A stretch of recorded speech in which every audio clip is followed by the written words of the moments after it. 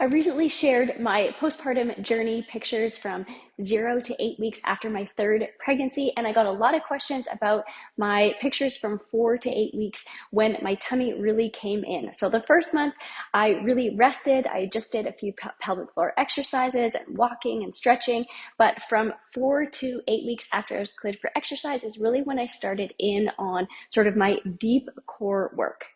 So I'm going to share the exercises that I did daily that were most effective for me. You don't have to be 4 to 8 weeks. You can do this anytime during your postpartum journey, or this can be effective anytime in life, actually. I'm going to provide different options. If you're newly cleared, then you're going to want to do the easiest option. Same thing if you have diastasis recti or you're recently cleared after a C-section. And as you progress through the challenge, I'm going to provide more advanced options that you can do if they're safe for you. You want to make sure that you are watching your midline and making sure that you're not getting any bulging or doming down your midline. You could even take a video and record to make sure you're not getting that.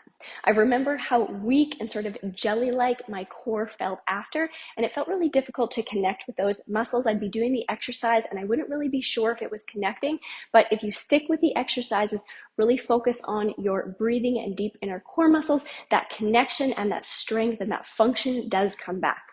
These exercises will help bring your tummy in. However, even more importantly, they will help regain the function of your core. They're going to help prevent any leaking when you jump, sneeze, or laugh, as well as any back pain, and really help you feel strong when you're moving throughout your day.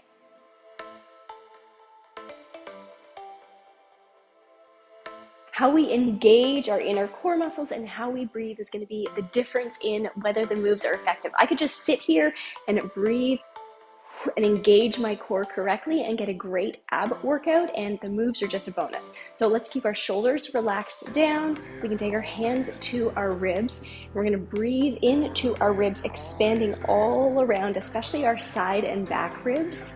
Inhale, and then exhale, zipper up from the bottom. Last thing that comes in and down is our ribs. Good. Inhale again, expanding. Shoulders stay relaxed.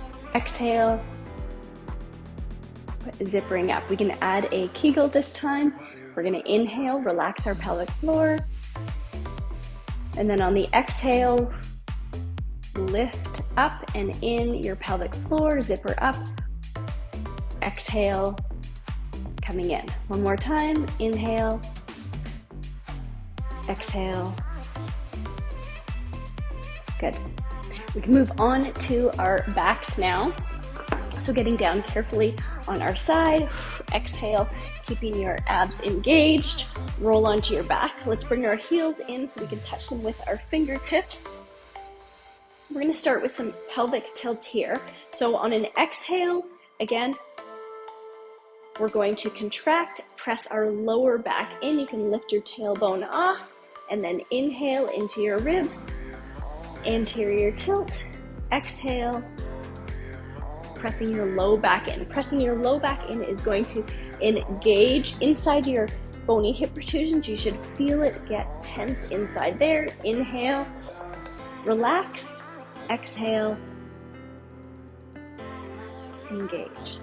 Inhale, expand, release, exhale, engage. We can add a bridge to this. So let's inhale, breathe in, exhale, Kegel, coming up into a bridge, releasing down, fully relaxing at the bottom. Inhale, exhale, Kegel, lift, inhale, release. Good. So another of my favorite exercises is a variation of the Pilates, the 100. And so if you are newly postpartum, you can have your arms pulsing here. And the next one would be exhale, bringing your legs up to a tabletop position and then pulsing here. The next phase is lifting your chest and your head up, pulsing here. And then the most advanced version, which you want to make sure you're not getting coating or doming, is you can extend your legs straight here. So wherever you are, you can find your position, breathing in to your side ribs so that you can keep that engagement through your core, and we'll pulse here. steady breaths in and out.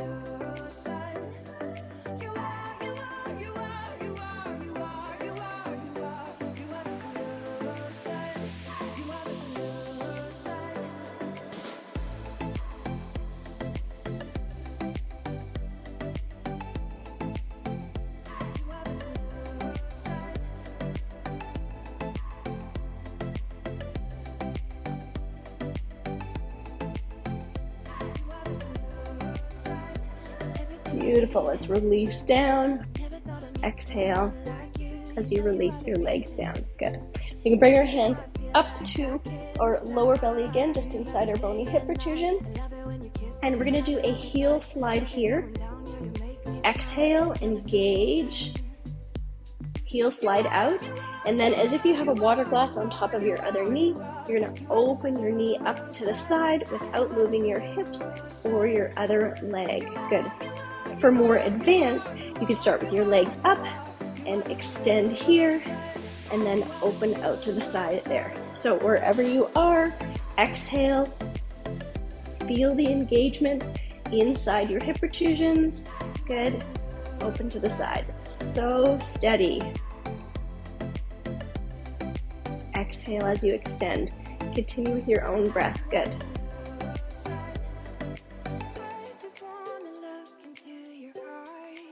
Your abs are working so hard here. They're engaged.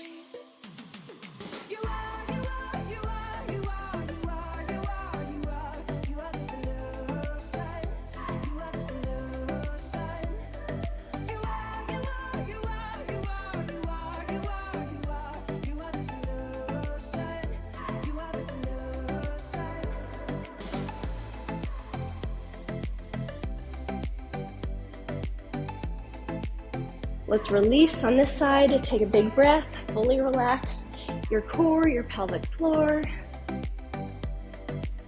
Setting up for the other side. Exhale.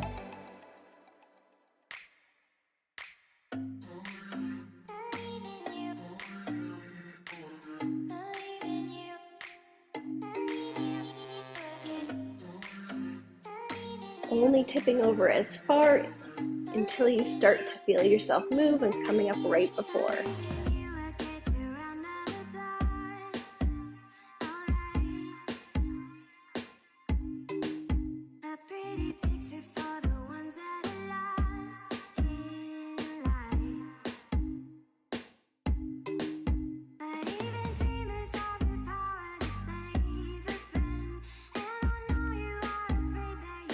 I can feel my body starting to shake because my abs are so engaged now.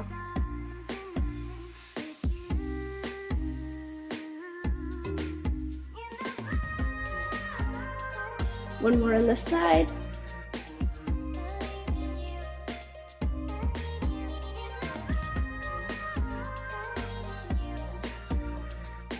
Release, fully relax. Focus on relaxing your pelvic floor, making sure that we're relaxing between. Preventing getting your pelvic floor too tight is just as important as doing the Kegels themselves. Take your arm that's closest to me, lay it flat on the ground, palm up. We're going to turn on to our side. Exhale, engage your core. As you turn over, we can bend our bottom leg for some stability. Lengthen out your top leg. I'm going to do an oblique crunch here, stacking our hips. And then exhale, engaging your obliques, bringing your arm and leg together.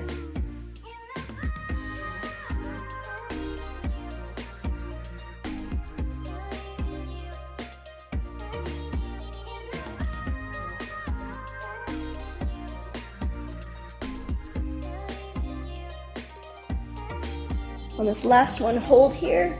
5, 4, 3, 2, 1. Release down. Good. Take your top arm to support you. Let's lengthen out both legs.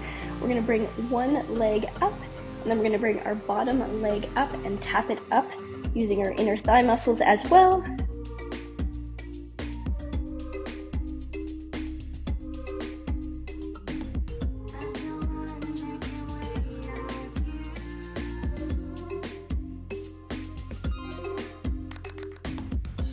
and then lifting it up and holding here, engaging your core.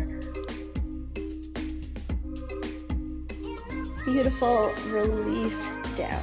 Let's come up into a modified plank. So bringing your forearm, lining up your elbow, hip, and knee. We can come up. And you can either have your top foot off or touching the ground, whatever feels good for you. And we're gonna dip down, coming up again, making sure your hips are stacked.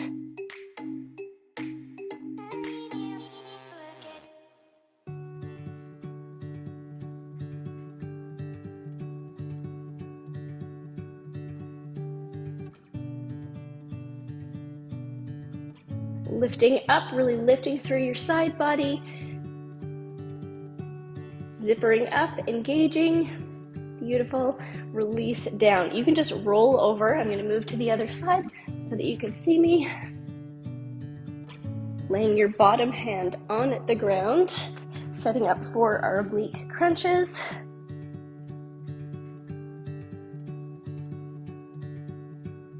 Ready and engage.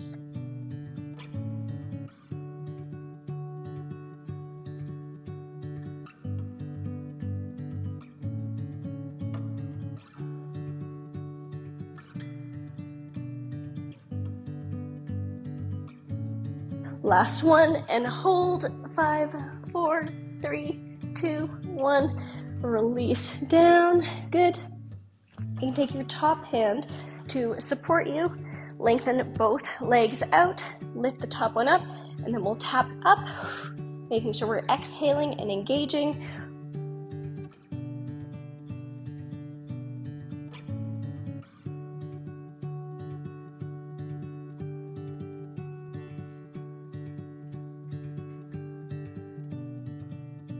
Lift and hold. 5, 4, 3, 2, 1. Beautiful. Down. Finding your way to our modified plank, or you can do full plank if that's safe for you. And we'll dip down.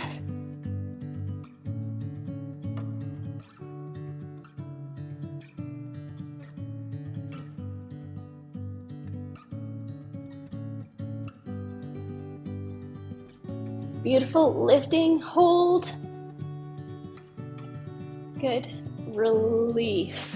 Let's find our way to all fours here. We're going to set up for a bear hover.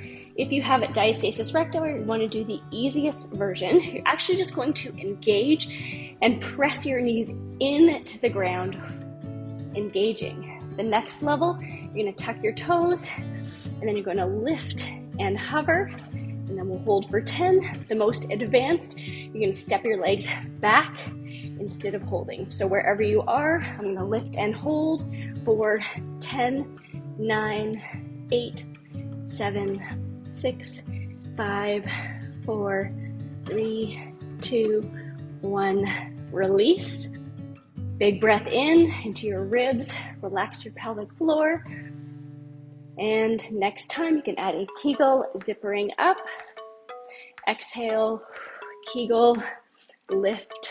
10, 9, 8, 7, 6, 5, 4, 3, 2, 1. Amazing. Release down. Breath, relax. And last one. 10, 9, 8, 7, 6, 5, 4, 3, 2, 1. Amazing. Release down. Coming up on it to our knees, we can bring one leg up to a 90-degree half kneeling position.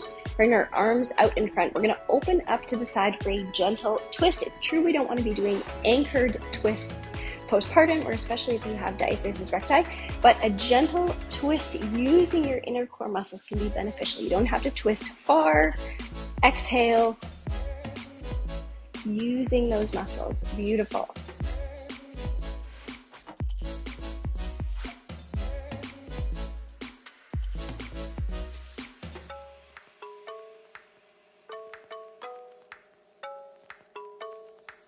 Good, let's switch to the other side.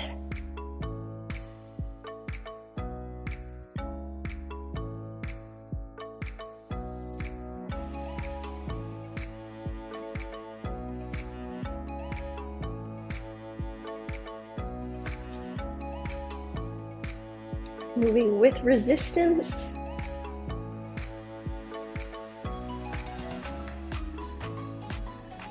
Beautiful. We can come on down to a seated position.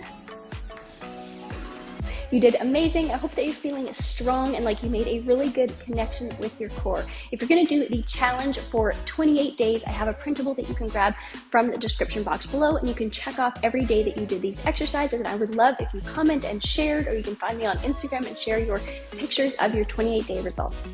Connecting my pelvic floor with my core exercises was also really important. Something else that I practiced throughout the day was my elevator Kegel. So I imagined a blueberry at the opening of my vagina, and I would pick it up a little bit to level 1, and then the elevator goes up to level 2 and level 3, and then I would go down with control, lowering it to level 2, 1, and ground floor again. And at first it was hard to feel the difference between the levels, but as I practiced more, I got really good control of my pelvic floor, and I could do my elevator Kegels much more easily. Of course, the exercises are a really important component of healing your core, but there's other things that I avoided and did during my daily life to make sure that my core got healed. I'm going to link to that video right there. Thank you so much for joining me today. It's hard to find time to take care of ourselves, and I just want to tell you that you are doing an amazing job.